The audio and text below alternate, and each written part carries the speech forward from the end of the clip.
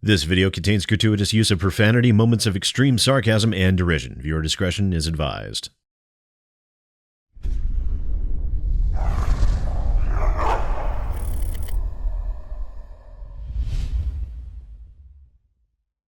Ladies and gentlemen, I am SidAlpha, and when I'm confronted with moments where I can sit back and say, I told you so, I'm usually a bigger person than to rub it in people's faces. I try to rise above and treat these situations objectively. So, when I bring things up like Brendan Green calling players of PUBG xenophobic when they complain about the cheaters in the game and they're wanting the game region locked in order to improve the overall gameplay experience, even though he himself was the one that related that the majority of cheats came out of China, I don't mean anything by it. It doesn't paint Brendan Green or Bluehole as butthurt children that don't want to risk getting slapped by the hand that feeds them in any way, shape, or form. And when I bring up Bluehole's whinging on about how Epic Games stole their ball and they contemplated further action, I am in no way insinuating a pattern of childish and childlike behavior on the part of Bluehole Entertainment, and I most certainly would never claim any wrongdoing on their part whatsoever. But in this instance, I am most definitely claiming that Bluehole are acting like butthurt little children, except now they're acting like butthurt little children with a lot of money and lawyers to try and bully other developers who might have the temerity, the unmitigated gall to dare see a successful format and wish to emulate it in any way, shape, or form. Bit of a long preamble, I know. I tried to formulate some form of objective argument in this case, but I just couldn't do it. It's known that I have no love for PUBG, in particular its developers, and so I doubt very many people are expecting objectivity from me in this case to begin with. But when I look at this lawsuit, I found that this could really have been from any developer, and my reaction would have been very much the same. This isn't about my dislike for Bluehole or for PUBG itself, which I find to be a highly overrated game, but it is very much about what I find, in my opinion, to be a completely frivolous lawsuit filed by completely frivolous and despicable game developers. Now let's start off with a 30,000-foot view, before we jump out of the cargo plane into the mockery below. Just shy of a week ago, on April 2nd, PUBG Corporation and PUBG Santa Monica Incorporated filed a lawsuit against NetEase Incorporated and NetEase Information Technology Corporation for copyright infringement, trade dress infringement, unfair competition under California common law, and a demand for a jury trial. NetEase themselves are the developers of the mobile battle royale game Rules of Survival, a game which is currently available on Android and iOS, and many YouTubers and streamers are equating the game to PUBG with titles like The Closest Thing to PUBG on Your Phone and PUBG Mobile Rules of Survival, and it would seem that those comparisons are one of the many links that the PUBG developers are calling foul on.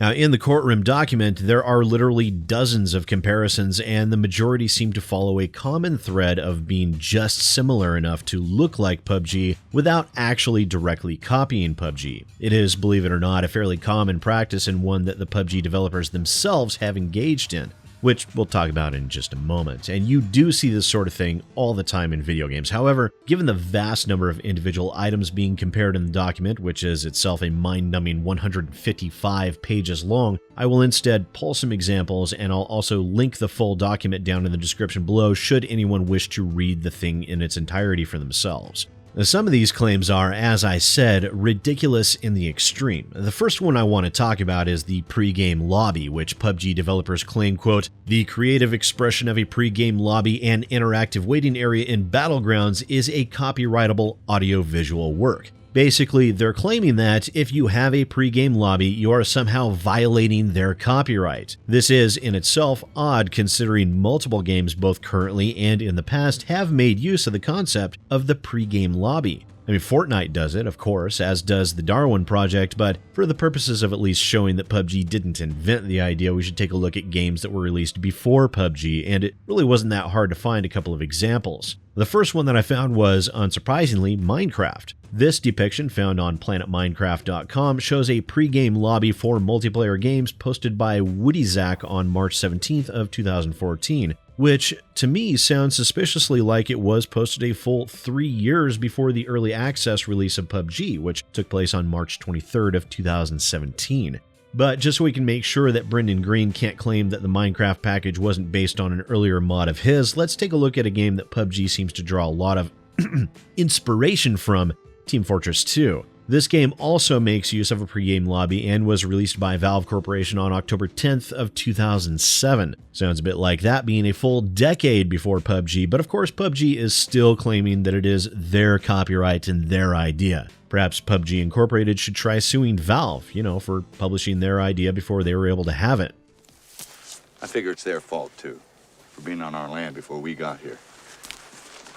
And next is the concept of the airdrop, which again PUBG Incorporated claims is a copyrightable work, and I'll admit, when I look at the two, there are some similarities here in function, if not in artwork. But again, is this really an original idea by the developers of PUBG, or like so many other things within their game, did they borrow the idea from someone else? And for that, we have need look no further than Arma 3, which makes use of very similar mechanics. You have a plane flying over the player area, allowing a player to choose when they jump out and where on the map that takes them, in which they then parachute down to begin combat. And as the original PUBG was a mod for Arma 3, one could make a very strong argument that the PUBG developers could take this aspect of their copyright claim and shove it directly and squarely up their collective asses. Either that, or maybe they should sue the developers of Arma 3, for the same reasons as Valve. Means they clearly developed the technology that Brendan Green then it was inspired by, and is now clearly their copyrighted work.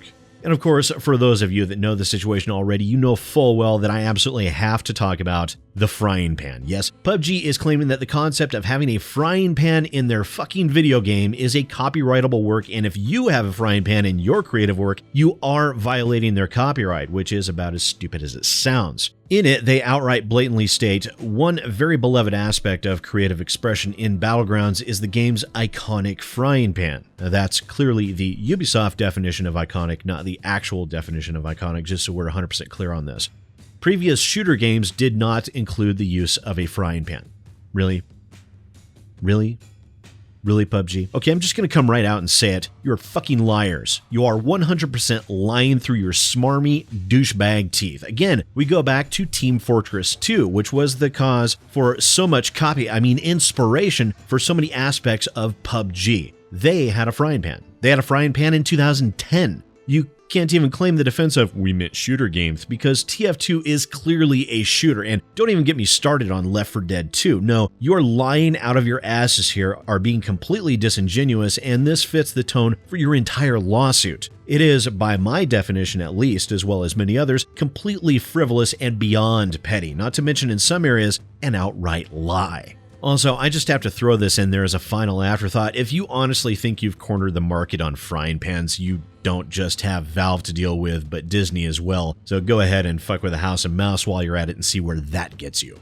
One other thing they are trying to claim is the aspect of trademark and brand confusion, and for their evidence they rely on, you guessed it, YouTube videos. Yes, YouTube gaming channels that post commentary or gameplay footage of Rules of Survival, likening it to PUBG. Obviously, this in no way had anything to do with search optimization or clickbait in order to drive up views at all, and is clearly an action on the part of NetEase to make people think that they're buying a PUBG product when they are in fact buying their own. Oh, those dastardly deeds of these horribly amoral developers. How dare they have YouTube videos by gaming channels reference PUBG in order to get more views? It's obviously a conspiracy.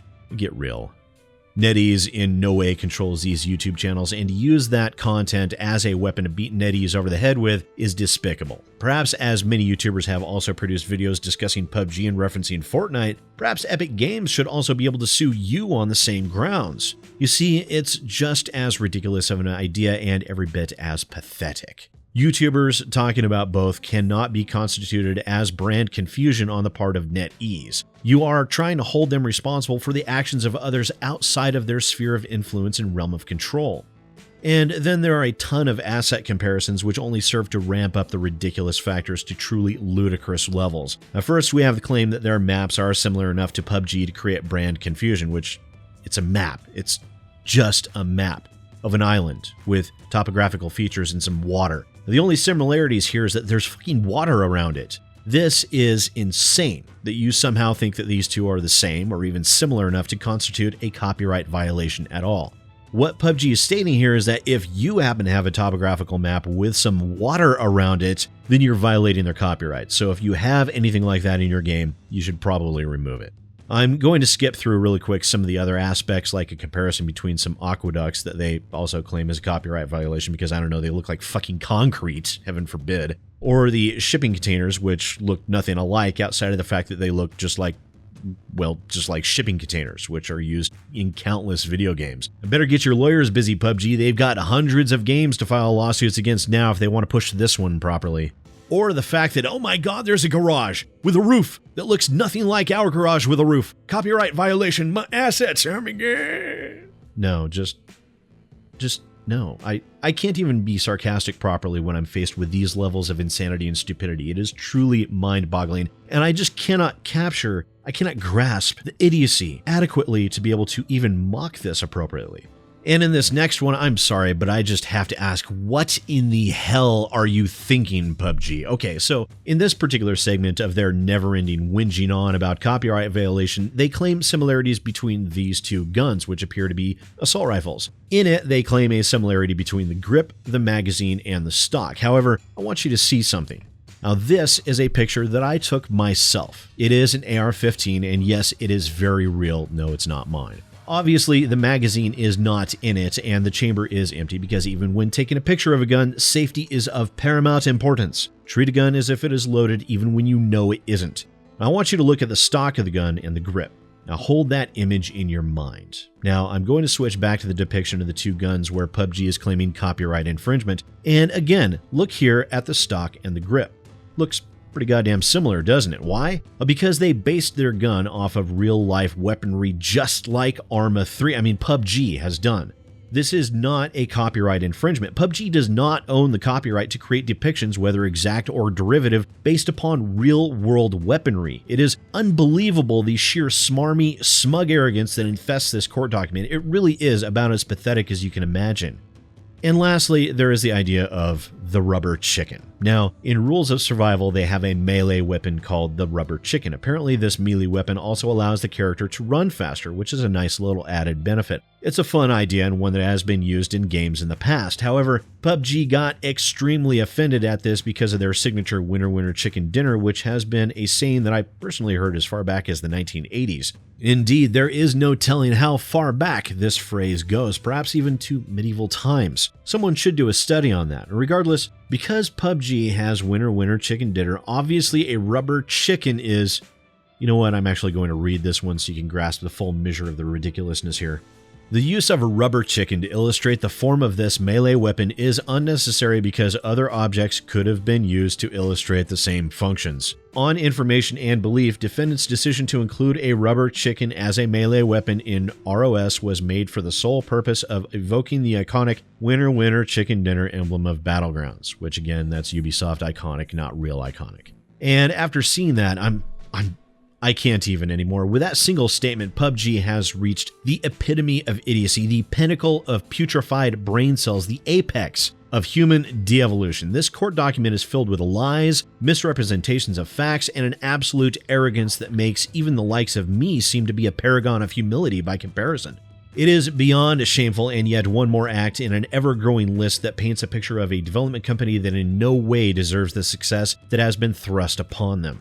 Just as with other court cases, I will of course keep an eye on this one, as I'm sure many others will in the coming days, weeks, and months ahead. But as always, please do let me know what you think down in the comments below, and thanks to YouTube screwing with the algorithms again, likes and shares are very much appreciated, and also don't forget to hit that subscribe button as well as ringing that bell to possibly occasionally being updated on when new videos come out. Thanks again for watching. Once again, ladies and gentlemen, I am SidAlpha, and I'll see you next time.